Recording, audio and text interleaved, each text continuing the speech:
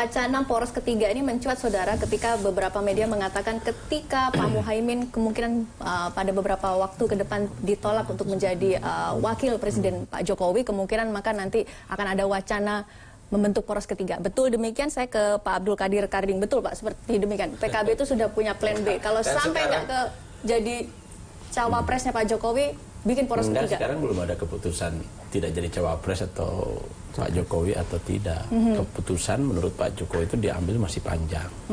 Pak Jokowi masih bicara kriteria dan lain sebagainya. Jadi belum ada keputusan itu, sehingga untuk berandai-andai saya kira sulit, karena menentukan soal cawapres itu kan Pak Jokowi. Ya, bahwa di dalam politik itu kemungkinan itu besar, ada, ya itu politik. Tetapi saya melihat dua sisi ya. Yang pertama, kalau misalnya harus ada poros baru, itu harus ada yang serius. Partai penggagas utama adalah teman-teman Demokrat atau PAN. Lalu yang kedua, di internal PKB sendiri, stakeholdernya ini secara jujur saya umumkan ke publik, itu hasil survei kecil-kecilan kami nih Mas Gugun ini masih cenderung ke Pak Jokowi. Karena kita ini kan bekerja sama sudah hampir 5 tahun dengan Pak Jokowi, dan kita nyaman, dan selain nyaman kita juga merasakan bahwa program-program beliau ini relatif bagus lah, baik lah. PKB ini kan menyodorkan Caimin untuk sebagai calon wakil presiden. Misalkan nanti Pak Jokowi ya jelang-jelang last minute mengatakan, waduh saya tidak nyaman ini dengan Pak Muhaimin, saya punya kandidat lain. Sakit hati nggak? Dan kemudian ya udah saya keluar nih dari koalisi ini. Belum tahu ini, kita belum tahu. Karena keputusan dua-duanya belum diambil. Pak Jokowi belum ngambil keputusan, PKB juga belum ngambil keputusan. Tapi apa plan B dari PKB? Misalkan Pak Muhaimin tidak dimasukkan jadi calon wakil presiden. Ya kalau saya pribadi, saya memang pendukung Pak Jokowi sejak awal. Jadi susah kalau saya, tapi saya nggak tahu nanti hasil rapat partai seperti apa. Oke, baik. Saya nggak tahu kalau itu. Oke, saya ke Bung Jansen. Bung Jansen, Anda dikatakan Partai Demokrat ini walaupun mungkin bukan penggagas dari poros ketiga, tapi adalah partai yang memegang kunci untuk poros ketiga ini. Jadi saya sederhana aja Mbak Ratna jawab ini. Kalau tadi kan secara teori sudah dikaji sama Mas Gugun. Kita ini kan politisi, partai politik kan. Masyarakat itu kan butuh lihat praktek ya kan. Jadi pertama saya ingin menyampaikan, poros ketiga secara matematika politik, seperti yang saya sampaikan tadi, sangat mungkin terjadi. Karena hari ini masih ada 5 partai di luar partai yang sudah mendukung Pak Jokowi. Ada apa namanya? Gerindra, PKS, kemudian Mas Karding, PKB, kemudian PAN, dan kami Demokrat. Jadi kalau suara kelima partai ini dibagi 2, bisa terbentuk poros yang kedua, poros yang ketiga. Itu yang pertama secara matematika politik. Karena kebetulan kan aturan main pemilu kita ini kan pakai rumus matematika, 20% number. Jadi kalau kata orang number tidak penting, di sini ini penting sekali number. Bahkan ketika kemarin proses pelolosan 20% itu orang ramai di luar, sebuah partai banyak ribut kan. Itu karena persoalan angka kan gitu dia. Yang kedua begini. Jadi kita juga kan ingin menguji respon publik. Bagaimana sih pendapat masyarakat terkait persoalan poros ketiga ini? Saya mengamati hasil survei, tidak ada satu lembaga survei pun yang spesifik memang menguji terkait bagaimana respon publik terkait persoalan poros ketiga. Baru kemarin saya dengar dari Mas Heri Budianto Polkom. Jadi Polkom itu spesifik menguji respon masyarakat terkait persoalan poros ketiga ini bagaimana. Ternyata angkanya cukup menarik. Hasilnya 30,45% responden mengatakan ingin terbentuk poros ketiga. Kalau threshold tadi kan 20%, ini 30, berarti kan sudah di atas threshold itu. Saya kemudian bertanya, apa alasannya? Kenapa kok masyarakat ingin terbentuk poros ketiga? Sederhananya kita ini kan penonton film ya, penonton tayangan. Mungkin masyarakat ini bosan juga. Masa sih film di 2014 itu, yang aktornya Pak Prabowo, Pak Jokowi, diputar lagi 2019. Malas penonton untuk milih. Kalau kemudian disalurkan ke partisipasi pemilih, pasti rendah sekali itu. Mungkin masyarakat ingin, ya buat tambahlah satu lagi aktor. Jadi masyarakat ini juga ingin itu agar muncul poros yang ketiga kan begitu. Tinggal kemudian kita partai politik dari ini hasil Polkom itu apa yang bisa disampaikan oleh Demokrat? Kemarin kan Demokrat pada saat rapat ada Pak Jokowi, ya kalau boleh nanti kami akan berjuang bersama Pak Jokowi. Nah ini kalau saya melihat dari apa yang Anda sampaikan, kelihatannya Partai Demokrat sudah punya pikiran lain. Wah, kelihatannya masuk akal nih maju sendiri, gitu nggak? Yang ketiga, saya ingin masuk lagi terkait persoalan kenapa kok kemudian poros ketiga ini mungkin muncul sebelum menjawab kamu Ratna. Jadi begini saya katakan, pemilu kita di 2019 besok itu adalah, kalau jenisnya saya katakan, ini jenis lari, tapi ada ada gawangnya. Jadi lari gawang.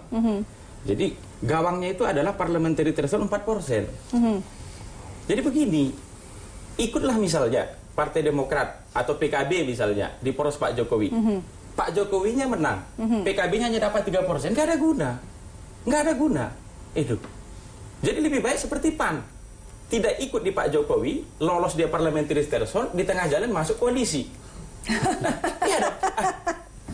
Jadi ini adalah jebakan parliamentary threshold ini yang harus dilalui oleh seluruh partai. Itulah yang menurut saya kemudian akan memunculkan poros ketiga, bahkan mungkin poros keempat. Kenapa? Saya mengamati perjalanan politik kita ini dari masa ke masa, khususnya pasca reformasi. Hanya figurlah Ratna yang bisa menciptakan lonjakan suara. Hanya figur. Artinya apa? Di sistem pemilu langsung, pilcaleg dan pilpres, figur partai politik itu harus ada potretnya. Entah di satu pasangan calon, 2, 3, 4 itu. Entah itu presidennya atau wakil presidennya. Dengan itulah, maka kemudian peluang mereka bisa melewati gawang 4% ini, bisa selamat. Jadi menurut saya, politik Indonesia ini kan selalu diputuskan di last minute. Pendaftaran calon presiden wakil presiden oleh KPU itu timeline-nya itu ditetapkan tanggal 4 sampai tanggal 10 Agustus. Kita tunggu aja.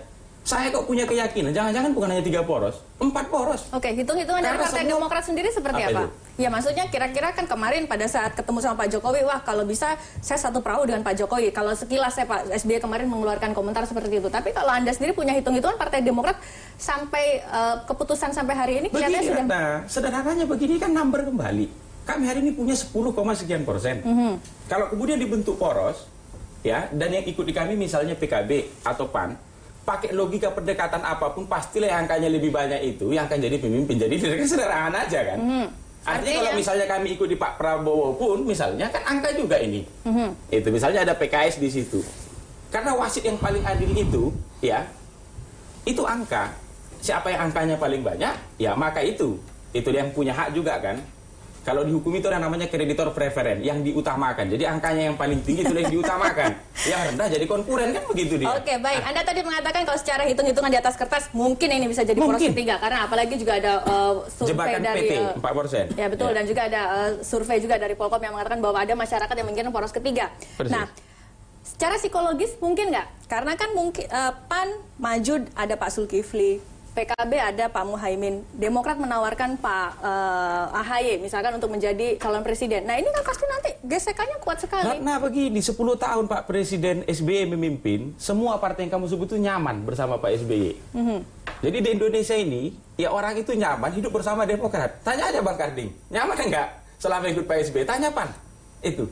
Jadi kalau persoalan kenyamanan kamu tanya psikologis, ya, saya kok punya keyakinan semua partai yang ada di luar sana, ya, apalagi yang pernah ikut Bapak 10 tahun itu, nyaman hidup bersama Demokrat. Oke, berarti kalau di poros ketiga untuk menurut Demokrat, ya tokoh yang akan diusung menjadi capres siapa? Kalau terkait persoalan tokoh kamu katakan, ini kan kita tidak bisa main tebak-tebakan perasaan. Kita harus lihat survei itulah wasit yang paling adil. Itu dia. Mas AHY hari ini kemarin Mas AHY misalnya itu masuk ke 27 kabupaten kota di Jawa Barat. Itu 7 hari berturut-turut 1.500 km loh, dan naik bus. Itu artinya beliau sedang mempersiapkan diri lah. Mana tahu nanti panggilan sejarah itu akan memanggil dia telah siap. Dan kamu lihat kemarin pidatonya dari Rapimnas kan bagus sekali terkait persoalan visi Indonesia ke depan kan. Itu dari seorang anak muda itu. Jadi kami telah mempersiapkan. Mana tahu panggilan sejarah itu datang. Oke, cita-citanya Partai Demokrat pasti Pak AHY untuk menjadi calon presiden. Kalau misalkan rembukan nih antara PAN, PKB, kemudian Partai Demokrat, wah yang maju jadi capres Pak Zulkifli aja atau mungkin Pak Muhaimin karena pengalamannya sudah lebih matang dan ketua partai Pak AHY siapa di Partai Demokrat? Gimana? Itu bisa kita rundingkan lah, bisa kita bicarakan. Kalau terkait PAN kamu katakan, terkait PKB, kemarin di Pilkada DKI juga, ya kami cukup berterima kasih. PAN dan PKB itu adalah dua partai yang ikut mengusung Mas AHY, ditambah P3 ya. Jadi artinya kalau silaturahmi politik kamu katakan, yang kemudian akan berujung menjadi kerjasama politik, udah biasa ini. Antara PAN dan PKB ini dengan Demokrat. Sudah sangat biasa, bahkan sejak 10 tahun lalu. Itu, tanya aja Bang Karding, nyaman nggak bersama Demokrat? Oke, baik. Bang Ula ditanya nyaman nggak, saya yakin jawaban mereka sangat nyaman bersama Demokrat. Itu Mas dia. Gun-Kun, apakah mungkin semudah itu untuk membentuk poros ketiga seperti optimisme Johnson? Tentu tidak mudah. Ini namanya probabilitas perolehan suara akan dihitung oleh masing-masing partai. Karena dalam pendekatan struktur peluang, namanya opportunity structure, itu biasanya 3 komponen yang paling utama. Pertama adalah probabilitas perolehan suara. Yang kedua, keuntungan dalam kekuasaan. Nah, ini yang terakhir adalah cost of entry atau biaya pertarungan. Nah, yang paling susah adalah bicara 2 faktor yang pertama. Karena yang ketiga ini biasanya dibicarakan di balik layar atau di bawah meja. Bagi-bagi tugas cost of lah ya. entry. Okay. Yang pertama soal probabilitas perolehan suara. Ini menyangkut modal dasar elektoral figur. Contoh misalnya soal elektabilitas, popularitas, dan akseptabilitas. 3 hal yang menjadi kata kunci dalam pertarungan figur, terutama bicara soal pasangan capres-cawapres. Yang kedua, itu soal keuntungan dalam kekuasaan. Tidak semua partai menurut saya siap secara psikopolitis itu untuk zero sum game. Untuk bertempur habis-habisan, kemudian tidak dapat apa-apa. Nah, ini yang kemudian akan menyulitkan.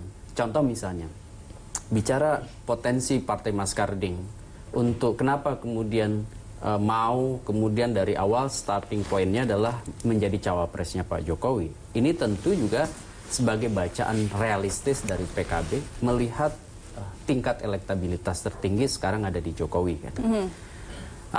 Saya melihat juga begitu Partai Demokrat berkali-kali juga memberi sinyal semacam politik akomodasi. Itu disampaikan waktu itu oleh Pak SBY, disampaikan oleh Mas AHY. Jadi ini adalah bagian dari proses komunikasi politik untuk menciptakan yang disebut dengan mutual understanding atau pemahaman yang sama. Karena saya pikir nantinya reservation price-nya itu, titik terendah yang bisa ditolerirnya itu, tidak harus cawapres, tetapi juga akomodasi dalam postur kabinet. Ya, kabinet atau menteri. Misalnya apakah Caimin dijadiin Menko, kalau nggak cawapres gitu ya.